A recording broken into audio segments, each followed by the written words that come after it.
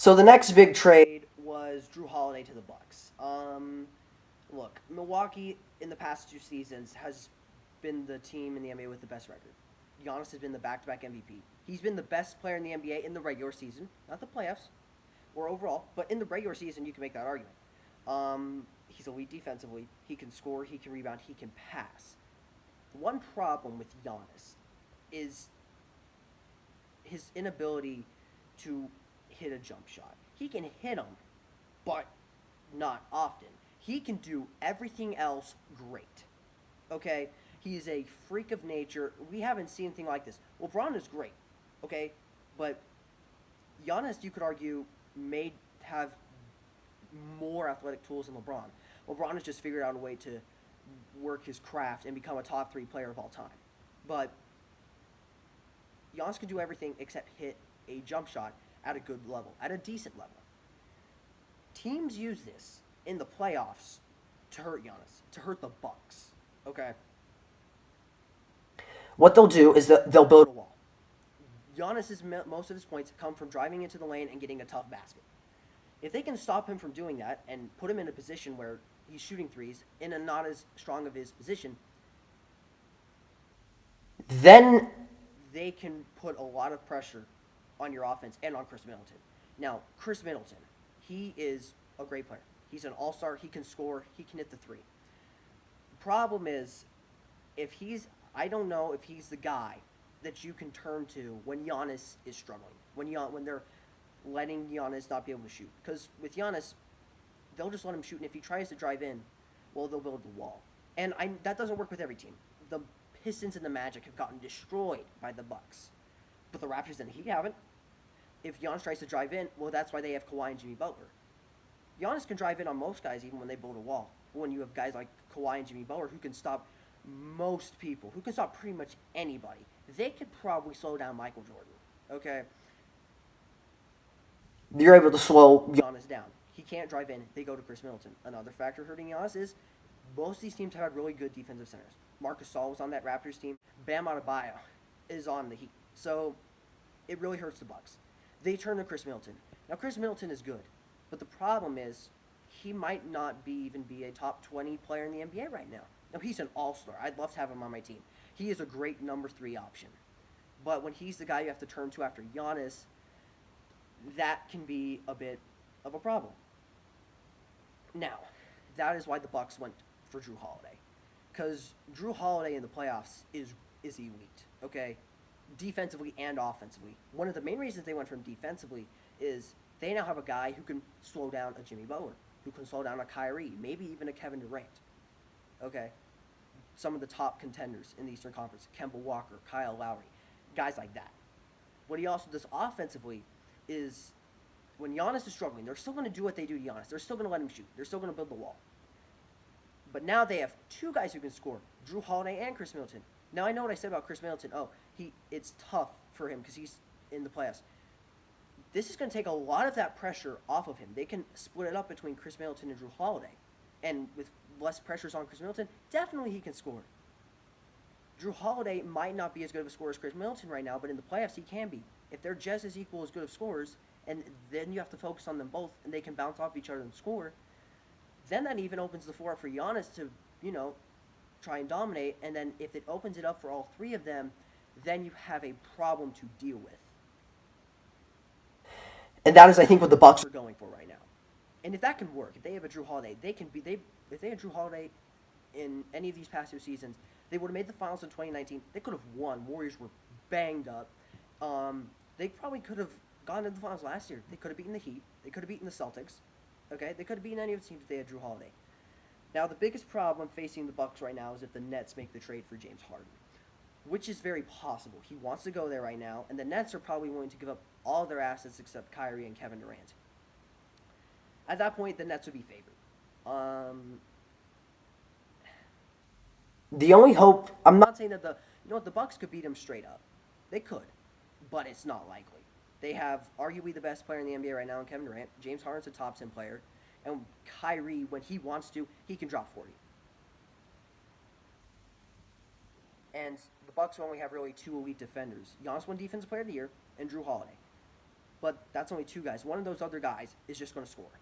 And Kevin Durant, Kyrie will be able to score a little bit no matter what. But if one of those guys can just go off, like a James Harden or a Kyrie, because they'll focus on KD, but like if Kyrie or Harden, depending on who they pick, if one of those guys can go off, I don't know if they can win.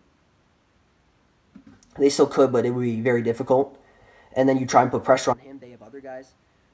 Their hope to beat the Nets in that situation then becomes chemistry. And Kyrie, Harden, and Durant, all three of them have had a history of not getting along with other stars on their team.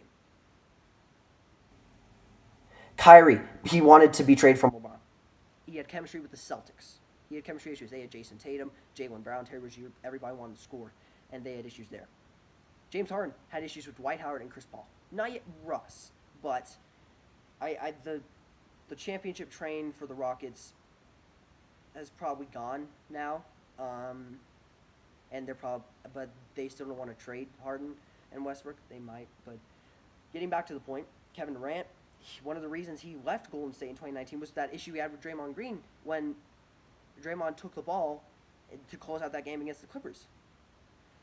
So your hope is that, look, if they have chemistry and they can't share the ball in the playoffs, and we can get in a night where we just hit every single three. If they can pull off that Bogdanovich trade, I don't know what the heck's going on over there, but they can pull it off, and they can just get a night where they're just hitting threes, and they can steal a game. They could get up 2-1, 3-2. Then at that point you have the momentum, and you have the stars to close out that series. If you can take advantage of chemistry issues on the Nets, then you can win. However, the problem is, if there aren't those chemistry issues, it becomes even more difficult to, because if they weren't able to play as a team, then they're probably going to win the championship. Lakers are great, but LeBron's getting older, and they only have two really great guys. The Nets have three. But no, I think the Bucks are making this move because Giannis might leave in 2021, and there are options for him to leave.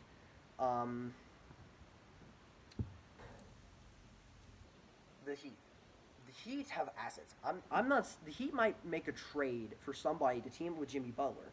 I personally think they should go after Dame. I mean, Dame hasn't requested a trade or anything, but the Blazers might want to hit the reset button, and I think the Heat should go after him.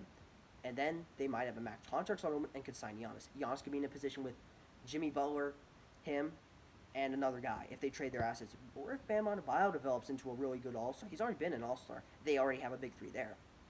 They might trade it for Embiid. I've heard that rumor too.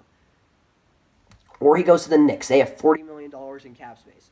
And I think the Knicks have learned their lesson. They might try and trade their assets for Russell Westbrook. Now, I know the Rockets aren't really looking to trade, but that's not to say that they aren't taking calls. And they're not interested. They've said they aren't, but to say that, hey, if they find a package that they really think is good, then they'll take it. And the Knicks have those assets. They have Obi Toppin, R.J. Barrett. They have a lot of young assets. Okay, they could put a package together and trade for Russ. If you have Russ on that team, and that will take up a lot of your cap, but if you can find a way to clear some more cap space, okay, they're going to get rid of even more money going next offseason. Julius Randle, his contract's going to be up by then. Or he might have a player option, but he's probably going to decline. He wants to go to a winning organization. Giannis could go there. Or if the Knicks or maybe the Knicks don't sign Russell Westbrook. But let's say they're able to make an argument to Giannis and a Bradley Beal, but the 2021 class is stacked. Heck, Kawhi Leonard. If things don't work out with the Clippers, the Knicks could be like, hey, you want to come team up with Giannis? They have $40 million in cap, okay?